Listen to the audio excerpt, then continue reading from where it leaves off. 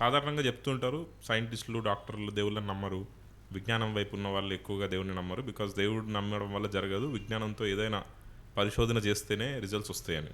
ఒక డాక్టర్గా మీరు ఇప్పుడు దీక్షలో ఉన్నారు కాబట్టి అడుగుతున్నాను, మీరేం చెప్తారు దాని గురించి? అసలు రాంగ్ అండి. సైన్స్ తెలిసిన వాడు ఎవ్వడు దేవుడిని నమ్మను అనడు. సైన్స్ సగం తెలిసిన వాడు అంటాడు.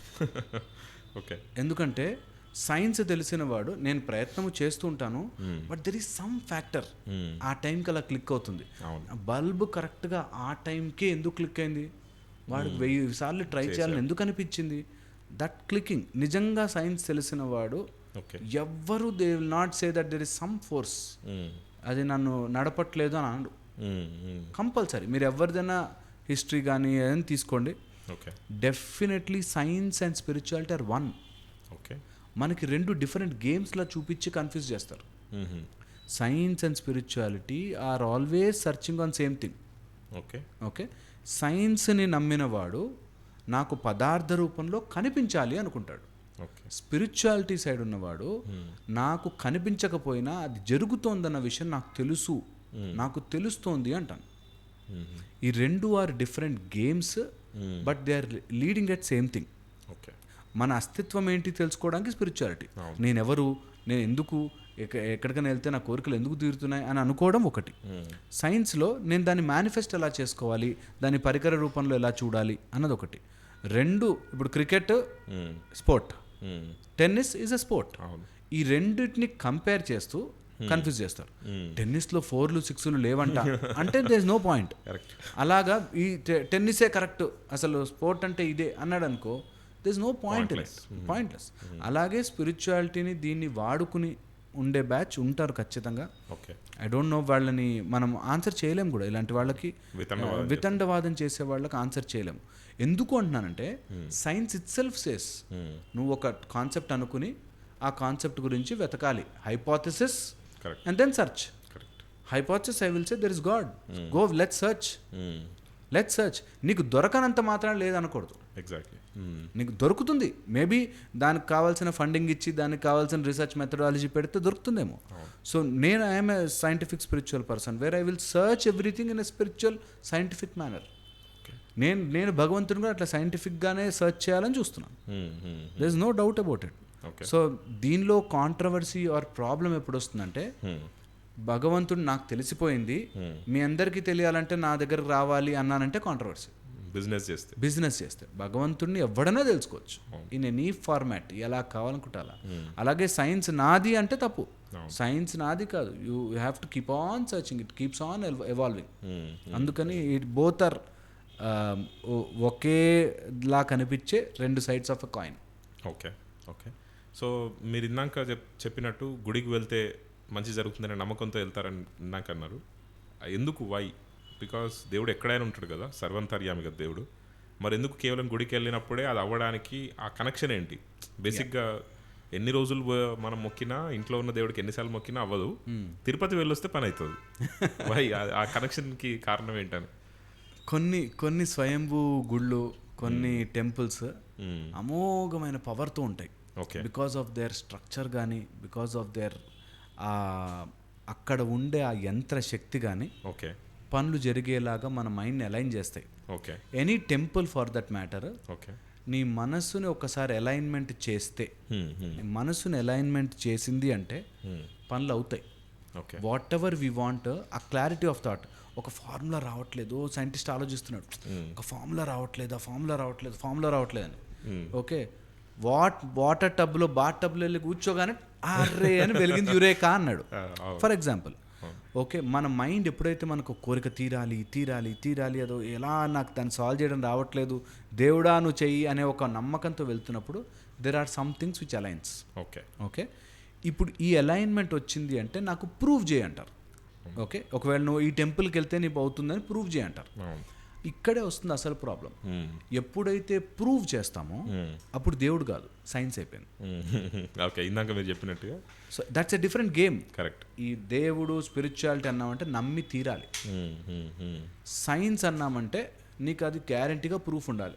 ఇప్పుడు నేను ఏదైనా ఇట్లా రౌండ్గా చుట్టి నేను డాక్టర్ని నమ్ము అని ఇవ్వకూడదు. నేను దాని ఫార్ములా చెప్పాలి, ఆ మెడిసిన్ పారాసిటమాల్ ఉంటుంది, దాంట్లో 500 mg ఉంటుంది, 3 సార్లు వేసుకోవాలి, ఆ 500 mg పారాసిటమాల్ లోపలికి వెళ్ళి నీ టెంపరేచర్ తగ్గిస్తుంది అని నేను కాన్సెప్చువల్గా చెప్పగలగాలి. That is science. సైన్స్ని నేను నమ్ము అని చెప్పలేను, స్పిరిచువాలిటీని నేను ప్రూవ్ చేయమని అడగలేను. ఎందుకంటే భక్తి ఇన్ ఎనీ ఫార్మాట్, భక్తి మనకు నవవిధ భక్తులు, ఎనీ ఫార్మాట్ నువ్వు నమ్మి తీరాలి. ఆ స్ట్రాంగ్ నమ్మకమే విల్ మేనిఫెస్ట్. నువ్వు అది ఒక టెంపుల్ మీద పెట్టుకుంటే టెంపుల్ నిజంగా ఎందుకు టెంపుల్ ప్రతి చోట ఉన్నాడుగా, సర్వాంతర్యామి భగవంతుడు కదా. మనకు ఆ స్ఫురణ ఉంటే నిజంగా భగవంతుడు సర్వాంతర్యామి అని ఉంటే అక్కడ కూర్చుండిపోవచ్చు. ఆ స్పృహ ఉండదు, జనరల్లీ మర్చిపోతాం మనం. జనరల్లీ దేవుడు అన్ని, ఇప్పుడు ఇక్కడ దేవుడు నన్ను చూస్తున్నాడు అనే ఫీలింగ్ నాకుంటే నేను అబద్ధం చెప్పలేను, నేను తప్పు మాట్లాడలేను, ఒకరిని కించపరుస్తూ మాట్లాడాను, నా స్పృహ అంతా దేవుడు అనే దాంట్లో ఉంటుంది కదా. సో ఎప్పుడైతే నా స్ఫురణ లేదో నాకు మర్చిపోతుంటాను. మనుషులు మర్చిపోతారు కాబట్టి ఒక గుడి పెట్టి ఒక విగ్రహం పెట్టి ఆ విగ్రహానికి ప్రాణప్రతిష్ఠ చేసి దాన్ని ఒక మెథడాలజీ ప్రాసెస్ని తయారు చేసి నీ మనసు కోరికలు అక్కడ పెట్టరా బాబు, నీ కోరికలన్నీ తీర్చడానికి స్వరూపం ఉంది అని చెప్పడం. హయ్యర్ స్టేజ్ వెళ్తున్న కొద్దీ నిజంగా విగ్రహముతో కానీ లేకపోతే ఒక వాటితో పని ఉండదు. కానీ ఒక ప్రాసెస్ కోసం మనకంటూ ఒక సిస్టమ్ తయారు చేసుకోవడం కోసం నిజంగా భగవత్ స్వరూపము, విగ్రహము, టెంపుల్, ఎన్నో రకాల మానసిక రోగాలకి గుడి ఒక ఈజియెస్ట్ సొల్యూషన్. ఎన్నో మానసిక రోగాలకి మన అలజడి, భయము, స్ట్రెస్, హ్యాపీగా గుడికి వెళ్ళి అలా కూర్చుని కొంతసేపు వస్తే చాలా రిలీఫ్ అవుతుంది. ఓకే, సో ఎన్నో రకాల మానసిక రోగాలకి. అండ్ మెడిటేషన్, మనలో యోగా, యజ్ఞము ఎంత మంచి రిజల్ట్స్ ఇస్తాయో వాటివి ఇప్పుడు ప్రూవ్డ్ ఆర్టికల్స్ ఉన్నాయి వేర్ వీ కెన్ సే యజ్ఞం మంచిగా హీల్ చేస్తుంది అని. ఇక్కడ ఆర్టికల్స్ అనగానే వీళ్ళ టైప్ ఆర్టికల్సే ఉంటాయి. ఓకే, వీళ్ళు వాళ్ళ టైప్లో క్వాంటిఫై చేయలేరు. ఇప్పుడు నేను కళ్ళతో గాలిని చూపించు అన్నాను అనుకో, గాలిని ఫీల్ చేయించవచ్చు, ప్రెషర్ చూపించవచ్చు బెలూన్లో, నేను చూడలేను బికాజ్ ఇవి వాటికి కాదు. నాకు సౌండ్ చూపించు, సౌండ్ వినిపిస్తుంది, నేను ఈ చెవులతో చూడాలి అనుకోకూడదు. అలాగే స్పిరిచువాలిటీలో ఉండే ఆర్టికల్స్, పబ్లికేషన్స్ ఎక్కడో ఒక ఫ్లేవర్ ఆఫ్ నమ్మకం ఉంటుంది. సైన్స్లోకి వచ్చేసరికి పరికరము, చూడడము ఉంటాయి. ఈ రెండింటిని కలపకూడదు. ఈ రెండు దే ఆర్ ప్యారలల్ వింగ్స్. నీకు కోట్ల రూపాయల డబ్బులున్నా ఎక్కడైనా ఒక చిన్న హెల్త్ ప్రాబ్లమో లేకపోతే ఆ రోజు మోషన్స్ అవ్వడమో కాళ్ళు నొప్పులు ఉంటే ఫీలింగ్ ఈజ్ నాట్ గుడ్. నువ్వు ఎంత చెప్పినా ఫీలింగ్ ఈజ్ నాట్ గుడ్. ఆ ఫీలింగ్ భగవంతుడు. నీకు మెటీరియలిస్టిక్ థింగ్స్, సైన్స్ నీకు చూపించాలనుకున్నది, ప్రూవ్ చేయాలనుకున్నది ఈజ్ డిఫరెంట్. ఇప్పుడు రెండింటినీ కలిపే ప్రయత్నం మేము చేస్తున్నాం. మేము వీఆర్ డూయింగ్. ఓకే, ఇలా ప్రూవ్ చెయ్యాలి అనుకుంటే ఎలా అని, ఓకే, దాన్ని క్వాంటిఫై చేసే ప్రయత్నం చేస్తున్నాం. కానీ ఇంకా లాంగ్ వే, చాలా రీసెర్చ్ జరగాలి.